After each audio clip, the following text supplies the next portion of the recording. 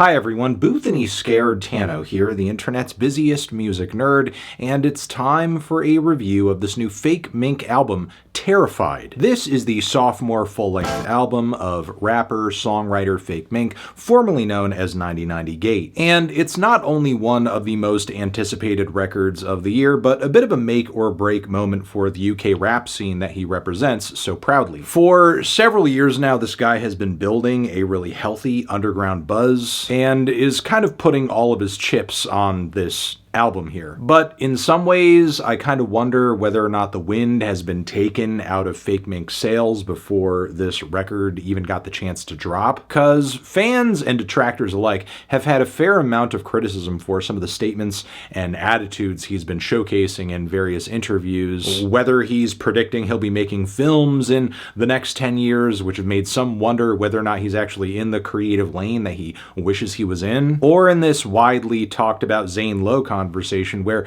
Mink talked about essentially being broadly unimpressed with a lot of his contemporaries on the rap scene right now. A feeling he might genuinely have, but something that puts a lot of pressure on him to basically outdo them in a really significant way when he drops this record. He also decided to preface this new album here with an EP that had some pretty lukewarm reactions. Plus, there were these recent awkward live performance clips that came out of FAKEMINK's Rolling Loud show that had even some devoted fans questioning his talent entirely. And of course, it didn't help that in response to these criticisms, Mink took to Twitter to drop this gigantic, embarrassing essay, painting any and all listeners who might not like his music or like that performance as just being too stupid to get him or his music. Like he's just way too ahead of the curve for many to even understand right now. And look, as much as I have enjoyed some of FAKEMINK stuff so far, this has genuinely had me worried about whether or not we're looking at a guy here who is, just out of his depth, and also lacks the self-awareness to be able to drop a project that will appeal outside of his niche, which does seem to be what he is gunning for, given he is one of many artists as of late who have kind of expressed aggravation over being labeled just a rapper, as if being a rapper and being an artist are two mutually exclusive things. A concern that I think has also driven Mink to make sure this new record here is pretty much entirely self-produced, proving that for sure his talents do go beyond just spitting rhymes. But honestly, that hasn't really stopped my worst fears for this project from coming to life with the 19-song track list here. But I'm getting ahead of myself. I'll say this. FAKEMINK for sure does have a distinct sound, a style that in the current rap landscape is instantly recognizable, with all of his dreamy, fuzzy production with a lo-fi edge, which of course is topped with his trademark vocal delivery that is noticeably pitched up, not quite in chipmunk territory, but close. And it has a weird quality about it that feels akin to the work of Madlib when he is rapping and producing under like the Quasimodo name, or even nerd rap pioneer MC Chris. However, I recognize that the similarity sonically between Mink and those artists are most likely coincidental. There are, however, some more intentional qualities to Mink's sound that remind me of the early SoundCloud rap scene, and honestly, there's just something about his vibe artistically that I think really would read well during the peak of the online music blog era of the late 2000s. Like, if I could somehow take this record back to 2007, I could easily see a glowing write-up for it in like, Gorilla vs. Bear at their peak of relevancy. However, we are not living in the 2000s, it is the 2020s, and unfortunately, I think these days it's a lot more difficult for artists to play the performative mystery card in their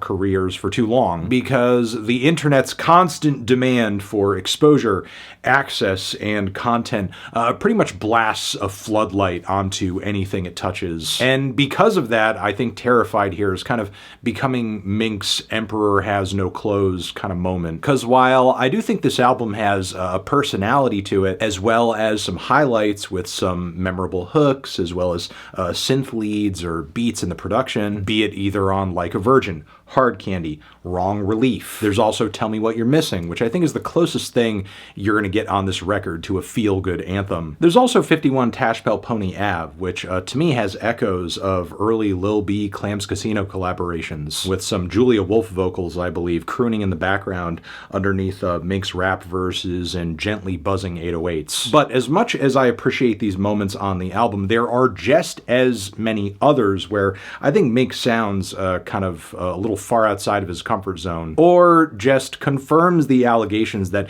he's not quite as deep as he portrays himself to be. I mean, the long-winded, reverb-drenched, and absolutely useless spoken word cuts strewn about this album broadcast as much. Really, just like a total waste of time on this album. And the lack of depth is further solidified by the lack of variety among these flows and beats too. Because yeah, Mink's style is distinct, but it only takes him so far. It can't totally make up for half-hearted flows and redundant production on tracks like Playlist and Creed, a song where I'm presuming we're sort of hearing him rap at more his normal register. It's definitely a different pitch and doesn't come across quite as smooth. There are even more moments that fall short too, like Night Blooming Jasmine. A cute outlier when I first heard it, but the more I spun this track, the more it kind of sticks out for its overtly clubby feel, but the lack of development and super thin mix across the track kind of leads me to feel like if you want to listen to something this dancey, you could do far better. But sometimes, even when Mink is playing toward his strengths, he finds some way to get in his own way. Like on track 18 to this record, a title I will have to censor here, but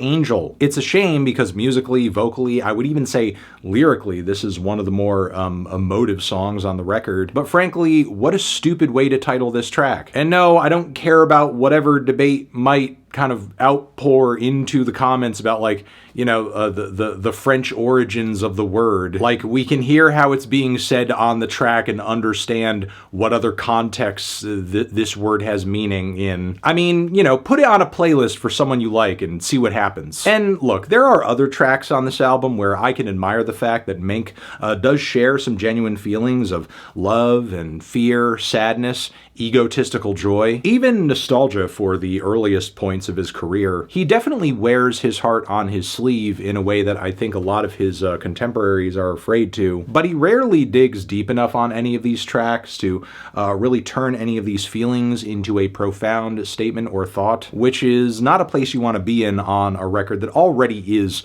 pretty deficient on the songwriting side, on the charisma side. Again, despite there being a handful of notable highlights on this thing, Terrified overall is a pretty pretentious slog, which is why I'm feeling a decent to strong 5 on this one. Transition, have you given this album a listen? Did you love it? Did you hate it? What would you rate it? You're the best, you're the best. What should I review next?